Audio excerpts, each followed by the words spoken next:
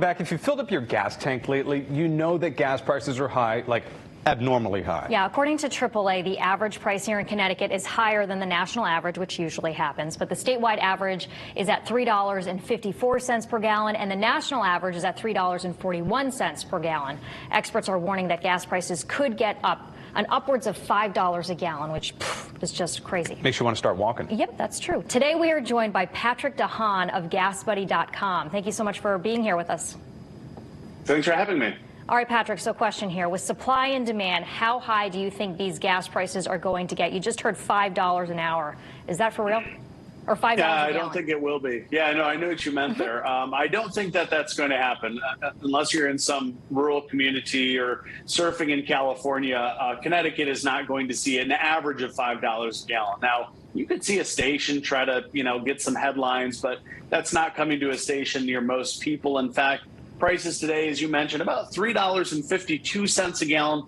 The good news is oil prices actually took a nice drop today, falling about 3.5%. And I think we should start to see a little bit of relief ahead of Thanksgiving. It's maybe not enough relief, right? We all, I think, probably want to see prices go down 25, 50 cents a gallon, but we'll start to see prices trickle down a little bit ahead of Thanksgiving. Patrick, it might be a simple question, but maybe not a simple answer. Why are these prices rising so quickly? Well, a lot of it has to do with a developing energy crunch that started in early September. Of course, that was right on the heels of Hurricane Ida, which shut down oil production in the Gulf of Mexico. But this energy crunch overseas has been taking place in China, where they are running low, on record low, in terms of coal inventories to feed their power plants. And in Europe, there's been a shortage of natural gas. Now, in both of those instances, crude oil, obviously being a form of energy, can be used as a replacement. And so demand, especially in China, China's buying up all sorts of crude oil. Is there any indication of when we could see these prices start leveling off?